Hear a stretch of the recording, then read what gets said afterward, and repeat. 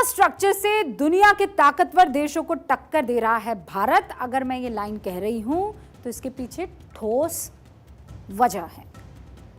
प्रधानमंत्री मोदी गाजियाबाद में थे आज गाजियाबाद के इंडस्ट्रियल एरिया साहिबाबाद से दोहाई तक पहली रैपिड रेल को उन्होंने रवाना किया। अभी रैपिड रेल इसका नाम जो है उससे समझ लीजिए ये बड़ा तेज से चलेगी। रैपिड रेल के नाम से इसे इसलिए जानते हैं क्योंकि ये बहुत तेज रफ्तार से दौड़ती है। लेकिन अब इस ट्रेन का नाम नमो भारत ट्रेन होगा। पहले नमो भारत ट्रेन का रूट जान लीजिए। दिल्ली के सराय काले खान से ये ट्रेन शुरू होगी। इसके बाद अगला स्टॉप होगा न्यू अशोकनगर, फिर आनंद विहार, फिर साहिबाबाद, ये पहुंच जाएगी। यहीं से आज इस ट्रेन की शुरुआत भी हुई साहिबाबाद से। इसके बाद गाजियाबाद, दोहाई और मोदी नगर मुख्य इसके स्टॉप रहने वाले हैं। मेरठ में इस ट्रेन के 12 स्टॉप रहेंगे। मोदी नगर नॉर्थ के बाद मेरठ साउथ होगा और आखिरी स्टेशन होगा मोदीपुरम। ये ट्रेन नए भारत को नई रफ्तार देने वाली ट्रेन है। खुद पीएम मोदी कह रहे हैं कि नए भारत का सपना साकार होने सरीखा है इस ट्रेन का चलना।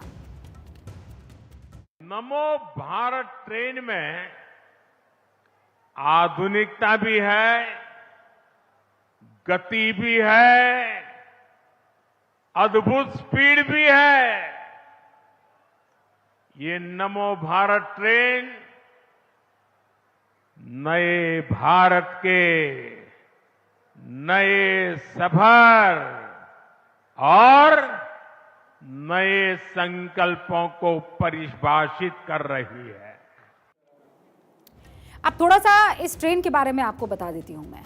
दिल्ली से मेरठ के बीच नमो भारत ट्रेन 82 किलोमीटर का सफर तय करेगी। इस सफर में 22 स्टेशन होंगे। ट्रेन 50 मिनट में अपना पूरा सफर जो है, अपनी यात्रा जो है वो पूरी करेगी। 6 कोचेस वाली हर ट्रेन में महिलाओं के लिए एक कोच रिजर्व रहेगा, एक कोच प्रीमियम क्लास, जबकि 4 जनरल कैटेगरी के होंगे। एक बार में ट्रेन में 1700 लोग एक साथ सफर कर पाएंगे और इस रूट पर 68 किलोमीटर हिस्सा एलिवेटेड रहेगा, यानी जमीन से ऊपर रहेगा, और 14 किलोमीटर हिस्सा अंडरग्राउंड रहेगा। अभी दोहाई डिपो से साहिबाबाद का नॉर्मल किराया 50 रुपए है, प्रीमियम क्लास किराया इसका 100 रुपए है। ट्रेन सुबह 6 बजे से रात 11 बजे तक चलने वाली है। आज जो पहली ट्रेन चली है उसे चलाने से लेकर कंट्रोल तक की जिम्मेदारी महिलाओं ने उठाई। पीएम मोदी ने इसे देश की नारी शक्ति के बढ़ते कदमों का प्रतीक बताया है। इस नई ट्रेन में ड्राइवर से लेकर तमाम कर्मचारी महिलाएं हैं, हमारे देश की बेटियां हैं। ये भारत की नारी शक्ति के बढ़ते कदम का प्रतीक है। पीएम मोदी ने आज जिस नमो भारत ट्रेन का उद्घाटन किया उसकी पूरी जर्नी यानी दिल्ली से मेरठ की जर्नी शुरू हो सकेगी 2025 में। लेकिन एक सेक्शन की शुरुआत करके ये बता दिया गया कि भारत जल्दी ही उस दिन को देखेगा जब इंफ्रास्ट्रक्चर के मामले में दुनिया से हम कदम ताल कर रहे होंगे। नमो भारत ट्रेन सिर्फ दिल्ली और मेरठ को ही नहीं जोड़ेगी, बल्कि ऐसी ही ट्रेन के जरिए दिल्ली को हरियाणा और राजस्थान जैसे शहरों से भी जोड़ा जाएगा जो अगल बगल के हैं। दिल्ली से अलवर तक 164 किलोमीटर लंबा rapid rail project under construction है। दिल्ली से पानीपत के बीच 103 किलोमीटर लंबा रैपिड रेल प्रोजेक्ट प्रस्तावित है। दिल्ली से रोहतक के बीच 80 किलोमीटर रैपिड रेल प्रोजेक्ट भी पाइपलाइन में है। और आज पहली नमो भारत ट्रेन के उद्घाटन के मौके पर पीएम मोदी ने राजनीतिक हमला भी बोल दिया। उन्होंने दिल्ली अलवर रैपिड रेल का जिक्र किया। राजस्थान के पीएम अशोक गहलोत पर तंज भी कसा। आप सुनिए। सीएम माफ कीजिएगा। पहले फेज में दिल्ली, यूपी, हरियाणा और राजस्थान के अनेक क्षेत्र नमो भारत ट्रेन से कनेक्ट होने वाले हैं।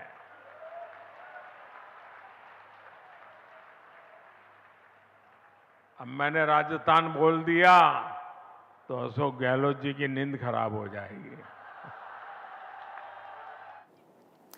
पीएम मोदी ने आज दो बड़ी बातें क्लियर कर दी हैं और ये साफ कर दिया है कि 5 राज्यों के चुनाव और लोकसभा चुनाव में बीजेपी का एजेंडा और मुद्दा क्या रहेगा। उन्होंने नारी शक्ति की बात कर ये बता दिया कि महिलाओं के लिए जो काम किए गए हैं सरकार को, और महिलाओं ने जो काम किए हैं सरकार को, उस पर पूरा भरोसा है। नमो भारत ट्रेन के उद्घाटन में अशोक गहलोत का जिक्र किया, ये बता दिया कि विकास के दम पर वो चुनाव लड़ेंगे। लेकिन राजनीति से इतर बात बदलते भारत की हो रही है। भारत में ट्रेन की बदलती तकनीक नए आयाम लिख रही है। भारत के 20 शहरों में 195 किलोमीटर ट्रैक पर मेट्रो ट्रेन, इस 895 किलोमीटर ट्रैक पर मेट्रो ट्रेन दौड़ रही है। रोजाना भारत के 1 करोड़ से ज्यादा लोग मेट्रो में सफर करते हैं। आज ही बेंगलुरु मेट्रो के 2 नए रूट्स का उद्घाटन हुआ है। मेट्रो से सफर के मामले में भारत टोक्यो को पीछे छोड़ चुका है। दिल्ली हो या देश का दूसरा शहर, हर तरफ मेट्रो का विस्तार अभी चल रहा है और मेट्रो का सफर शहरों में पहली पसंद बन चुका है। That India will have the world's second largest operational urban transport metro system, bigger even than the United States. And as the economy grows, you'll find that the urban space, the investment in the urban space, the facilities, amenities for our citizens, all that will grow and increase with the growth in the size of the GDP. Sahibabad से शुरू हुई नमो Bharat train Bharat में सबसे तेज गति से चलने वाली train होगी। ये रफ्तार वंदे भारत ट्रेन से भी ज्यादा है। वंदे भारत ट्रेन ने भारत में ट्रेन का सफर बदलने की शुरुआत की है, तस्वीर बदलने की शुरुआत की है और इस परंपरा को नमो भारत ट्रेन आगे बढ़ा रही है। अभी देश में 34 Vande Bharat train route operational है, जिसमें राजधानी दिल्ली से 6 और मुंबई से 4 वंदे भारत ऑपरेशनल है। इसके अलावा 42 वंदे भारत एक्सप्रेस जल्द ही देश में शुरू भी हो जाएंगे। देश में सबसे तेज वंदे भारत एक्सप्रेस नई दिल्ली से भोपाल के बीच चलती है और इसकी गति है करीब 160 किलोमीटर प्रति घंटा, जबकि बाकी रूट्स पर भी वंदे भारत एक्सप्रेस 90 से 130 किलोमीटर प्रति घंटे की रफ्तार से चल रही है। भारत सिर्फ ट्रेन के मामले में ही नए आयाम नहीं लिख रहा है, बल्कि एक्सप्रेस वे के जरिए भी इंफ्रास्ट्रक्चर मजबूत हो रहा है। गाड़ियों और ट्रकों को भी रफ्तार दी जा रही है ताकि घंटों का सफर मिनटों में तय किया जा सके। जुलाई 2023 तक देश में 47 एक्सप्रेसवे ऑपरेशनल हैं, जिनकी कुल लंबाई 5145 किलोमीटर है, जबकि 8772 किलोमीटर लंबाई के एक्सप्रेसवे अंडर कंस्ट्रक्शन है। 2014 तक देश में 1004 किलोमीटर लंबे एक्सप्रेसवे ऑपरेशनल हुआ करते थे, जो पिछले 9 साल में 5 गुना बढ़ चुके हैं। अब वो सवाल कि मोदी सरकार क्यों इंफ्रास्ट्रक्चर पर इतना फोकस कर रहे हैं, तो इसका जवाब छुपा है अर्थव्यवस्था में। रिसर्च और आंकड़े ये बताते हैं कि देश में गाड़ियों की रफ्तार जितनी तेज होगी, देश की तरक्की भी उतनी ही तेज होगी। 2022 में आई IMF की एक रिपोर्ट के मुताबिक, आप इसे समझिए, IMF की रिपोर्ट के मुताबिक अमेरिका में गाड़ियों की रफ्तार सबसे तेज है, जो कि 107 किलोमीटर प्रति घंटे की है, और अमेरिका दुनिया का सबसे धनवान देश है, जहां की इकोनॉमी करीब $27 ट्रिलियन है। चीन में गाड़ियों की औसत रफ्तार है करीब 90 किलोमीटर प्रति घंटा और चीन की अर्थव्यवस्था $18 ट्रिलियन के करीब है। इस रिपोर्ट के मुताबिक भारत में गाड़ियों की रफ्तार औसतन 58 किलोमीटर प्रति घंटा थी। इस मामले में भारत दुनिया में 127वीं जगह पर पायदान पर था। भारत के लिए तेज रफ्तार माल ढुलाई बेहद जरूरी है। इसकी जरूरत इसलिए भी है क्योंकि भारत माल ढुलाई के लिए सबसे ज्यादा सड़कों पर ही निर्भर है। दूसरे नंबर पर माल ढुलाई ट्रेन के जरिए होती है। भारत में 64% सामान सड़कों से गुजरता है, जो धीमी रफ्तार के जरिए गंतव्य तक पहुंचने में कई दिन लगा देता है।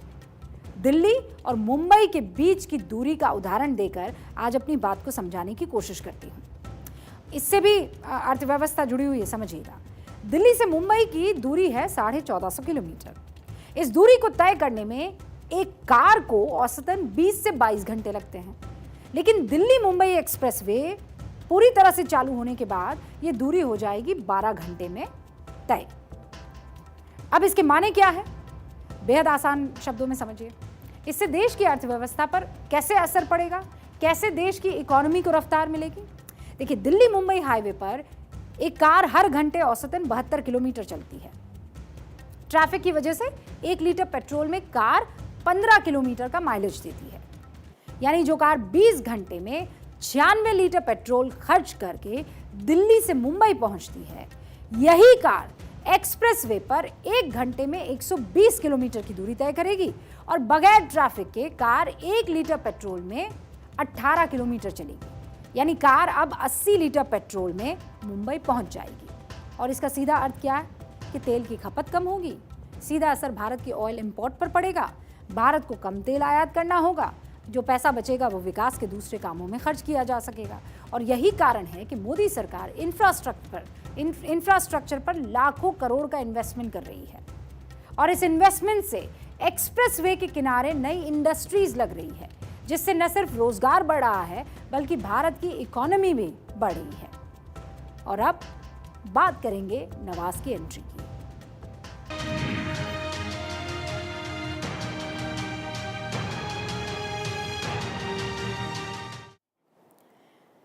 तो पाकिस्तान में जश्न का माहौल है। पाकिस्तान की गरीबी दूर होने का जश्न ये नहीं है, किसी त्योहार का जश्न नहीं है, ईद नहीं है। पाकिस्तान में कल 21 अक्टूबर को ईद से भी